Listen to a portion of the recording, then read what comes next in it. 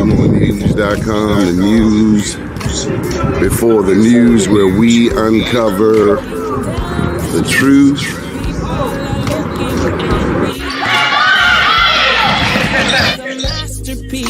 In access, we need God. Because only God can bring us out of this mess.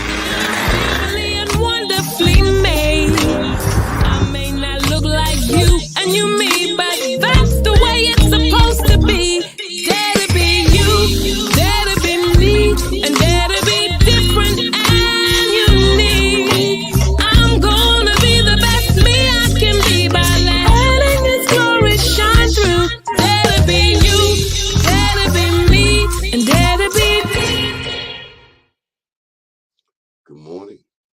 It's a beautiful day in the neighborhood. First name's Doni, last name's Glover. Will Hannah. What you say, Will Hannah? It's election time, and today, wow, the election is on Tuesday, the 19th, and it's all over. It's all over. You gotta first choose if you're going on the Democratic side or the Republican side for the primary. And I know here in Baltimore, most of us are Democrat. I also know in Maryland, now Baltimore is 9-1 Democrat. Maryland is 2-1 Democrat, the state. And of the past 22 years, the Republicans, they got what, 12 of the past 22 years. 12 of the past 22 years have been Republican governors. Arnold Jolivet. Boy, didn't we love your daddy. We miss your daddy.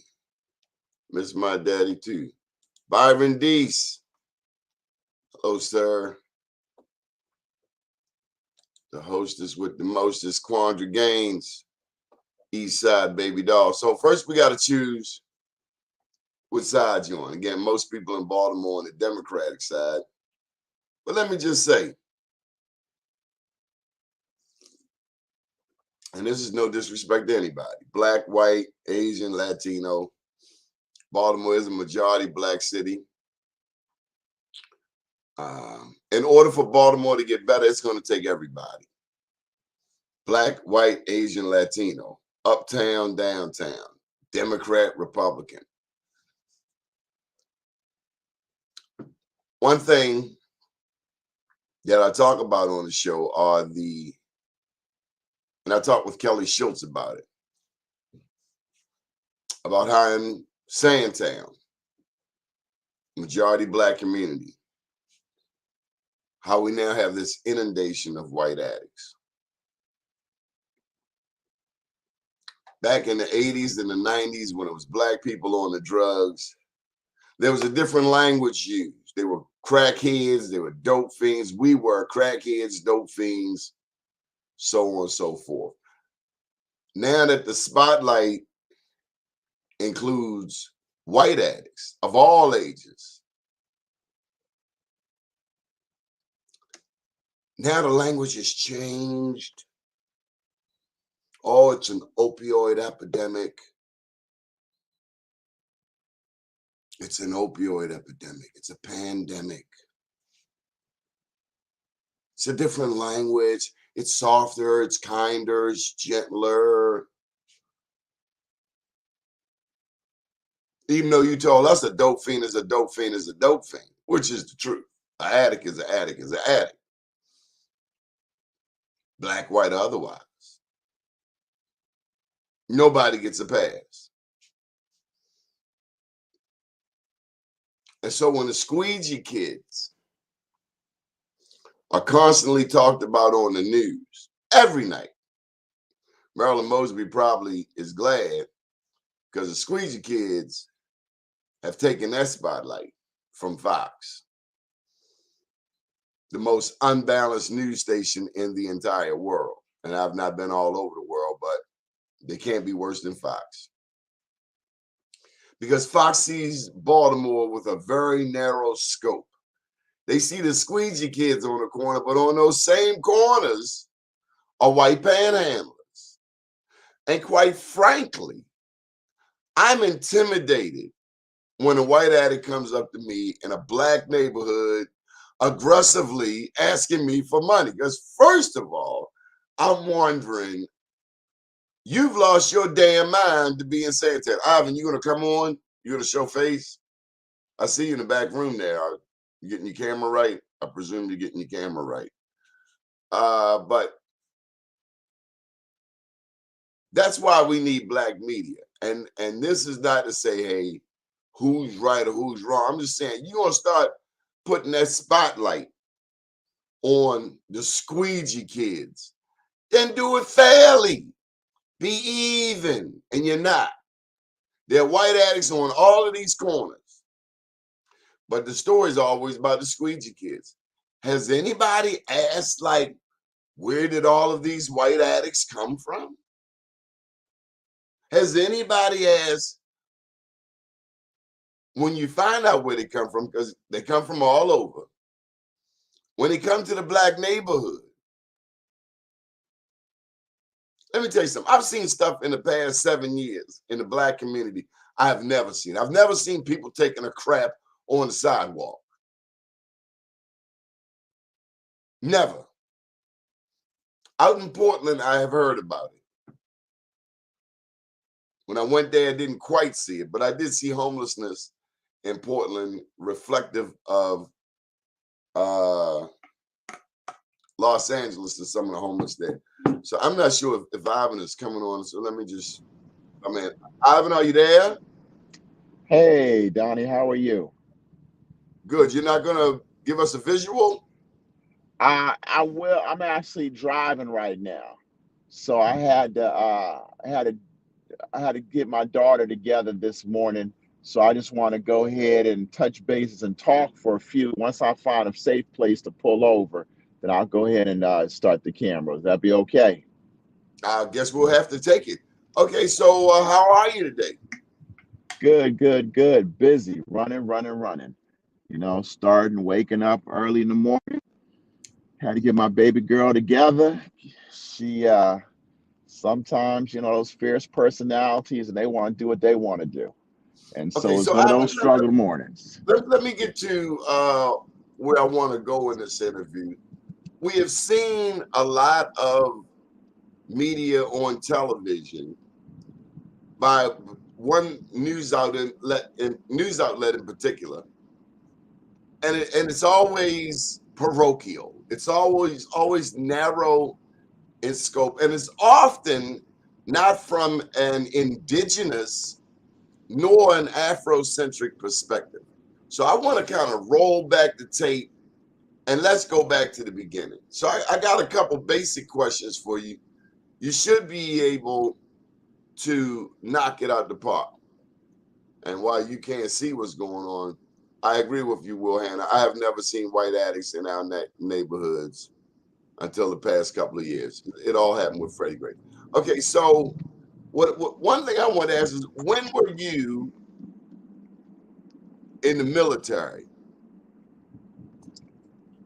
Oh, I was in the military right after high school. As soon as I graduated from high school. It's funny, like so many people, kind of not really focused on school, kind of focused on other things in life. Graduated from high school, and so my father told me that I had to get out of his house. And when he told me I had to get out of his house, he wasn't playing.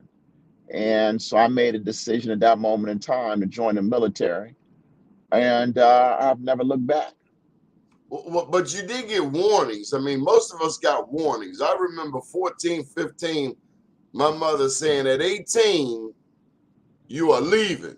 Now, some people think that's cruel, but where I come from, my mother batted 4 for 4.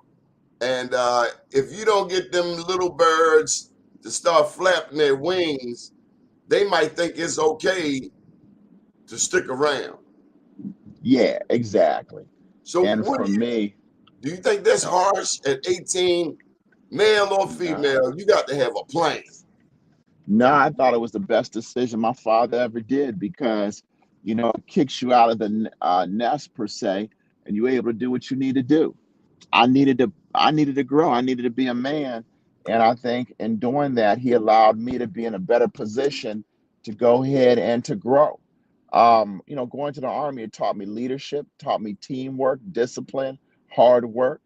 And then what later on, I used that opportunity to go to college. So this time I went to college, I didn't owe anybody. So I used the Army College Fund. I went to Howard University, to me, the greatest institution on earth. It taught me so You, you much said about the love of my people. you said Morehouse. I'm No, I sorry. said Howard You broke up a University, little bit. the Mecca, HU. But in the military, what I wanted to get to was, where did you ever go to the Middle East? I think in our No, lifetime, Iraq, the no, Middle East I, was. I didn't go to the Middle East. I actually was in Germany. So I was with the military over in Germany. Um, for a little while. And then actually the highlight of my military career is I tried out and was selected to be part of a special group that was trained by the French commandos. So I went to French commando school in the military. Now It was the French gave black soldiers a lot of love and respect, if I'm not mistaken, during World War I. A lot of blacks got the French Cross because the United States military was not very embracing of us. They yeah, never have been, although they have depended on us all the way back to clearing the plains with the Indians. The black soldier has been in every battle, every major war this country has ever been in. But I was just trying to get your take on the Middle East, particularly. I mean, through your life, my life, the Middle East, Iraq, Osama bin Laden, 9/11. Uh, that was often the clarion call for a lot of people to go in the military. But again, you said it was your dad. So, and so then you chose Howard, and you say that's the greatest school in the world. So, how did you get the law? What prompted you to go to law school? What made you think you had what it takes, the the chutzpah, the moxie? I would say it really wasn't. When I was in the eighth grade, my father retired from the military, so we lived everywhere. He retired down in Hampton, Virginia. So in Hampton, Virginia, there was the white part of town, the black part of town. I was bused from the black part of town where we lived to the white part of town so we could go ahead and integrate a school. So I dealt with that integration. And I'll never forget, I took a test. And to find out what we wanted to do. I wanted to be a lawyer. The test came back and said that I did not have the scholastic aptitude to be a lawyer. And they suggested I learn how to be a brick mason or a plumber. And that was always in the back of my mind. So let's fast forward. I'm in college and I'm really not really focused on what I want to do. I'm dating this young Is that lady. legal, Ivan? Yeah, that's how it was back in the day. Man, I could tell you some stories of facing racism. I could tell you some stories Tell me about one. the things I went through. Huh? Tell me one. Let me tell you, one time I'll never forget. One time, my buddy, his father was a doctor and his mom was a nurse, and they lived in this area called Farmington in Virginia. And I'll never forget walking to his house and we walked through the woods. I'll never forget some white boys jumped out and they chased us to the point let's get them boys, let's get them. And running through the woods to make sure that we could be okay. So that if they caught us, we knew what was going to happen. Because remember, I was bused from the black part of town to the white part of town, and his family lived in the white part of town. They were the only blacks that had a great big old house in that part of town. Man, I'm telling you, it was just going over there, going to that school, looking at a back then, looking at a white girl. You looked at a white girl, you had to deal with their white father. People, kids coming to school with rebel flags and shotguns in the back of the rebel flag. I mean, so when you talk about racism, growing up with racism in your face, you see it all day, every day. So And did so for anybody me, put up like a Black Panther flag, red, black, and green, power to nah, the people? Did it anybody wasn't like call it that. Nation of Nah, Islam, the fruit of Islam? Black Nah, they Stevie, the kids from the projects. nah, it wasn't like that back then. Back then it wasn't like that. I wish it was.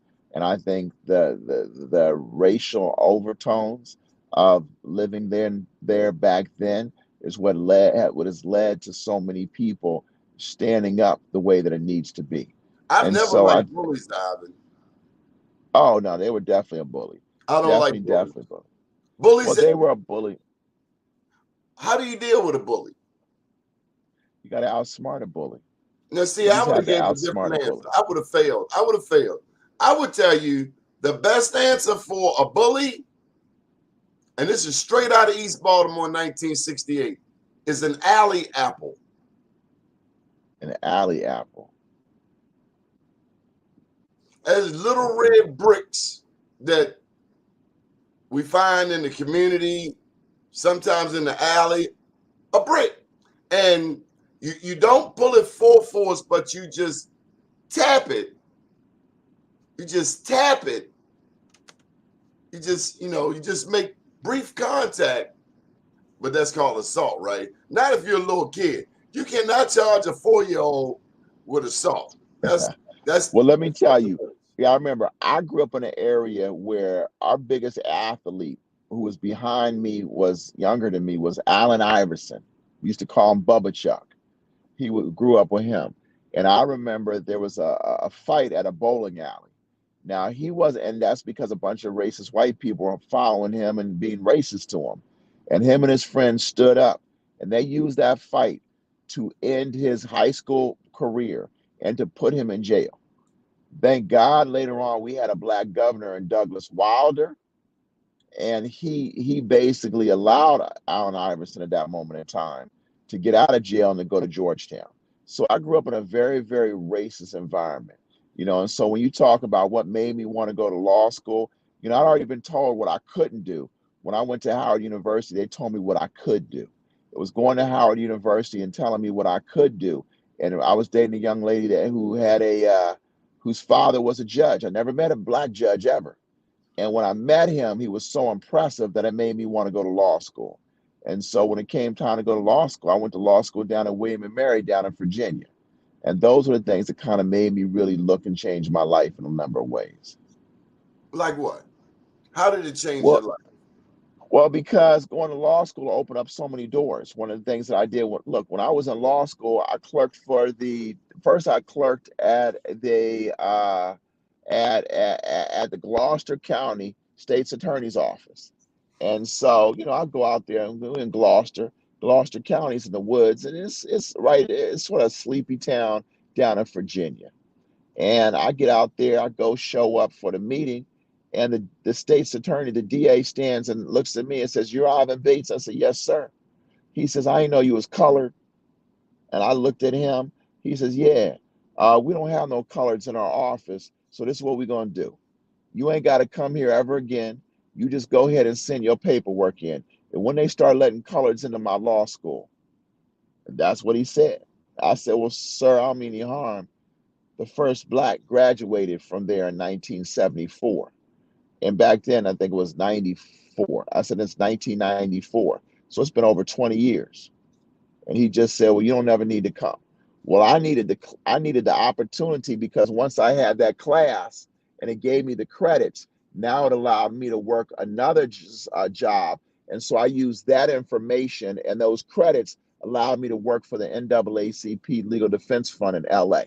So it was always dealing with one thing on another. And so, yeah, that was a very negative experience for me, but I grew up with that. So it didn't phase me. But what I wanted to do, it allowed me to go ahead and qualify for a partial stipend, really for a stipend, so I could work with the NAACP Legal Defense Fund in LA for the summer. And so my whole focus was the degree and getting what I need to get. So you talked about race. Baltimore has a history that involves racism going back to before the Civil War. For the record, Baltimore had the largest population of free blacks prior to the Civil War. I want that to sink in. Baltimore had the largest population of free blacks before the Civil War. Everybody came to Baltimore. So it's a different mindset here. It's a mindset because I often hear people say, frankly, white people want Baltimore back, but they never had Baltimore. Now, what Baltimore is very good at goes to 1907, and this is 2022. So you're talking about 115 years. What Baltimore is known for is to be the most segregated city in America. Now, I don't know where you live at. I know you used to live down there in Utah, but there was a time when blacks could not live, and this is West Baltimore, you could not live above North Avenue, and you could not live west of Fulton Avenue. So, and this goes back to this mayor, J. Barry Mahou. But see, this is why you are so important, Ivan, and black lawyers. There were two black lawyers. One was named George McMecken, and the other one was named Ashby Hawkins. I share that story on the show regularly because these two lawyers, they dug into J. Barry Mahou, who is known as the father of segregation. They dug into his case like they stayed on him like white on rice. And so when I look at news coverage, for instance, today, and I hear them talking about the squeegee kids, I see white addicts standing on these same corners, but nobody ever mentions that.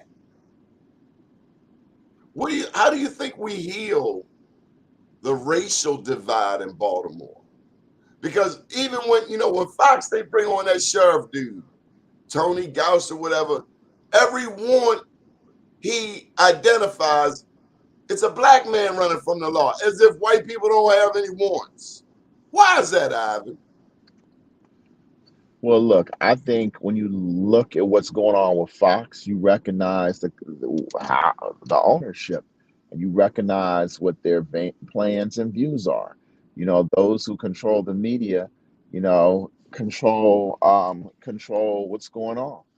And with Fox, it's pretty simple. You know, they've made a decision that their demographic is going to be whites, and they're looking also and looking at also in references to blacks as well. But they're going to give the narrative that they want. To me, Fox and David Smith is just a spinoff of Donald Trump. And so, A lot of people that don't the know Donald narrative, Smith. Donald Smith is with David Smith is the owner of Sinclair Media. and Sinclair his, Media owns Fox 45, and they own a number of other television stations around the country. but they also Donald own Trump. these restaurants, these Atlas Group restaurants Well, like that that's Uzo Bay. that's a different person. So It's the that's same not David family, Smith.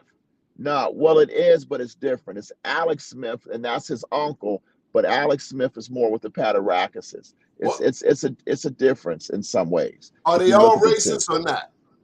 Well, no, not all of them, not all of them. I mean, look, some of them I know I'm okay with, and I don't view them as being racist. But David Smith is a gentleman I view as being racist based on a number of interactions I've had with David Smith. My issues with David Smith are pretty simple. He owns the media. He's doing what he wants to do. And if you look at it, he always sits down and he always attacks blacks. Let's look at it like this: the same issues that you have going on in other jurisdictions, he doesn't do anything about. He's always going to focus on Baltimore City and constantly show the worst of Baltimore City. And Why? you're right, when you look, why? Because that's ratings for him, because that's the racism in him. Look at what Donald Trump does. Donald Trump and the Republican Party, they have to have the boogeyman. They have to have the scary person. They've consistently used, quote unquote, African Americans to do that. And that's what Sinclair Media, if you ask me, what they've consistently and constantly done. But is there any real difference? Now he's presumably Republican, Trump's Republican, and what they're doing is often associated with the Republicans. But Baltimore is 9-1 Democrat. I'm telling you, we got some Democrats who are as racist, if not more, than the white Republicans, including Marianne Lasante in Harford County, who referred to Prince George's County as the nigger district. A Democrat. I mean, I think that you'll be able to always figure that out one way or another in terms of that with racism. But, one of the things to me that's very important, we need to really shift this conversation to what's going on in the city. And right now, what's going on in the city, whether it's Democrat or Republicans, we got people killing each other within our own community. We Why have is that? violence because violence is out of control. And because it's been accepted as being out of control. I mean, we got to be honest Is about that what certain you things. think happened? Oh, look, you got to understand. I'm a criminal defense attorney. I can tell you what's going on, what's happening. People don't feel there are When, consequences for their actions in and any when way, did, shape, form, or fashion. so when did this trend begin? Well, the trends began a long time ago, Donnie. It's progressively gotten worse and worse and worse. And I I would think say, with it, what about Freddie Gray? well, Freddie Gray was part of it, but you got to understand, Freddie Gray to me was the tip of the iceberg when there was the community said we're sick of it and we're not going to do it anymore. Freddie Gray, if you look at it, it was from the IE Norris style of policing. Norris came down from New York and decided he was going to lock up anybody that was black to go ahead and suppress the crime. And then when you have that style of policing where we're going to do and lock up anybody that we want to because we can. But Now, that started when with we O'Malley. but who O'Malley was brought in Norris.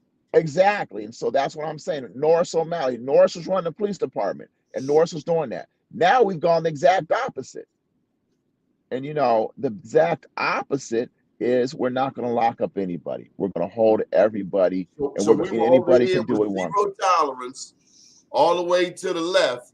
And Yeah, now, after the consent decree, the pendulum has gone all the way to the right. What and we're not happened holding. to something right in the middle? What happened to something right in the middle, Ivan? Why are these very educated police commissioners that come to the city, Batts, Norris, this current consent decree Harrison guy, why can't we get it right?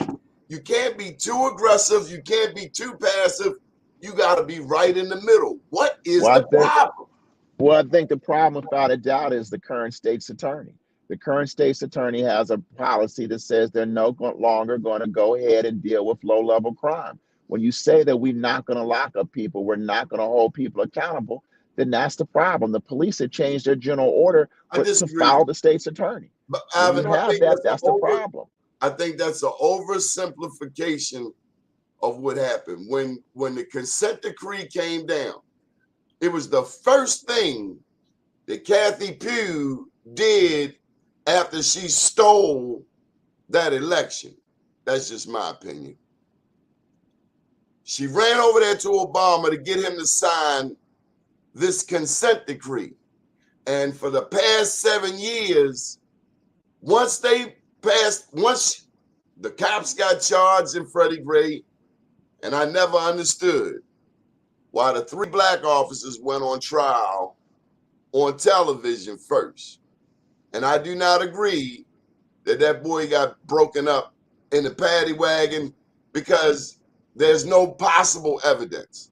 What is evident is that boy, we saw that white policeman, big fat boy, put his knee on Freddie Gray's neck. The whole world saw it.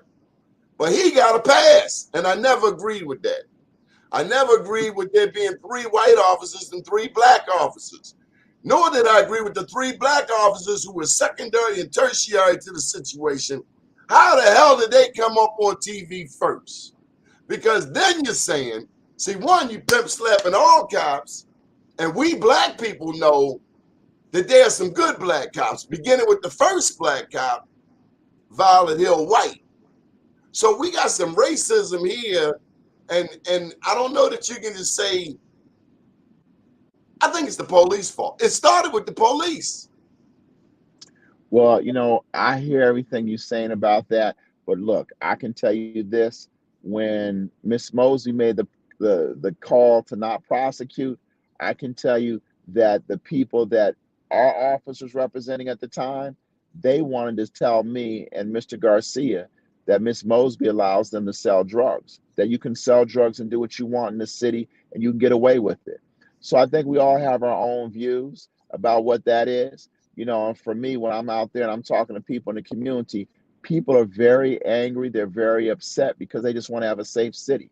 Doesn't matter if you're black, doesn't matter if you're white, that everybody in the city wants and deserves to be safe.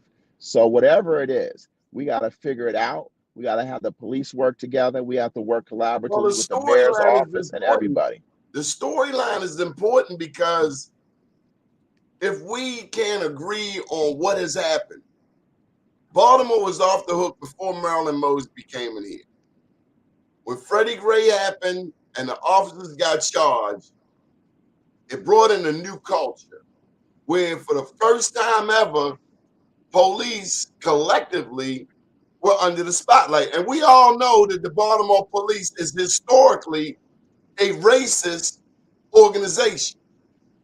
They Well, police. Now, I'm not saying you don't have good white cops. You absolutely do. But you got some rotten ass crooked ones because ain't no way before Freddie Gray, after Freddie Gray, that a cat can stand on one corner and sell dope all day, every day. well, look, this is what I'm going to say. You, for whatever reason, I don't think you really want to acknowledge the policies of the elected officials, Okay, Miss all right, Mosby. okay. However, I think when you look at the police department, you're right. There are some good police, there are some bad police. Heck, I played a major role in helping to expose the corruption of the gun trace task force. Yes, you That's did. not something, and that's not something the state's attorney's office did. So yes, the state's attorney brought attention with the prosecution, but you can't just have the attention of the prosecution. You have to have the follow through to get the convictions. And for me, that's been one of the things that I'm really focused on, making sure you got to hold everybody accountable. Look, one of the things also right now, unfortunately, I got to get ready to go. I know it's supposed to be an hour, but I have to get ready to go right now. My father's reaching out to me with an issue, so let me go ahead and go. My father's texted me 3 times. I apologize, and I'll come back. We'll finish this interview a little later. Okay? Okay. All right. Thank you. So I'm going to put a link out here. I'd love for Will Hanna, Mike Haney to come in and finish up this conversation. I wasn't expecting for it to go short.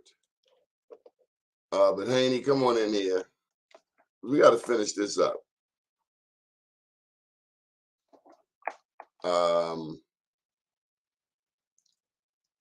I'm not going to interview one candidate about the other candidate. I'm going to talk to one candidate at a time. I'm going to ask questions and I'm going to unveil based on my knowledge of Baltimore, based on my knowledge of racism, based on my knowledge of history, based on my knowledge of black-white interrelationships. There are a lot of good people of all races. I know that in Baltimore, despite what you might think. They're good people of all races. And just like you got that small number of drug dealers compared to the collective that wreak havoc, just like you got that small number of murderers that wreak havoc, you have that small number, I would guess, of races who wreak havoc. Yeah, if you're a decent white person, we're not talking to you. We love you. We love everybody, truth be told. But when you're trying to put a rope around my neck, when you're trying, and to the state's attorney's credit, she's bringing up mass incarceration. Let's talk about that. America is 5% of the world's population, but we have 25% of the world's inmates. And most of them are black. Half of them are black. We only 13% of the population. Something's wrong with that. Our young people should not be thinking about prison at 8 and 9 years old. But that's the reality. Why? Because of a number of factors, including generational incarceration, where the granddad, you just heard Warren Brown say it last night. He represented the grandfather, the father, and the son in jail. Hey, black people. Now, some black people have a legacy of prison in their family. I get it. Invariably, in all of our families, there's that one strand, that one vein, that one set of the family that tend to be wild. They may sell drugs, use drugs, kill people. They got reps. Every community has that. But I don't understand, like when I watch Fox and I see this black sheriff or marshal come on there, how every fugitive he's looking for is black. Are you looking all the way through the book? You're not going to tell me that only black people have warrants. Now, I know that black people are more criminalized than anybody in this country. And Marilyn Mosby brilliantly is talking about that right now. Ivan Bates is also doing his part. He's representing my son. He's representing people I know. I've sent many people to Ivan Bates, and I would do it again. The question I did not get to ask him is, why would you want to give up? Because he cut me before I got through, but I wanted to ask him about building a successful law firm, because as a business owner, it's very important to me to learn what I can, learn all I can about growing a successful business. But then the question would be, why would you want to give that up for a thankless job like state's attorney? My name's Donnie Glover. We've been talking with Ivan Bates today. Quandra, you put a book up here.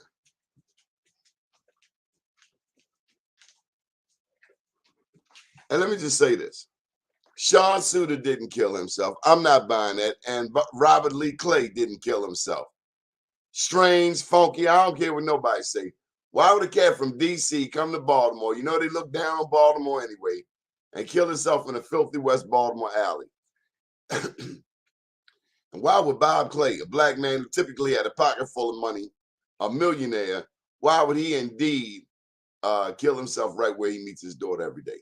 My name's Donnie Glover, and we will be back. You check out, we have other shows all throughout the day, 7 days a week, from 7 cities: New York, Baltimore, D.C., Atlanta, Miami, Oakland, and Los Angeles. If you want a show, we can hook you up with a show.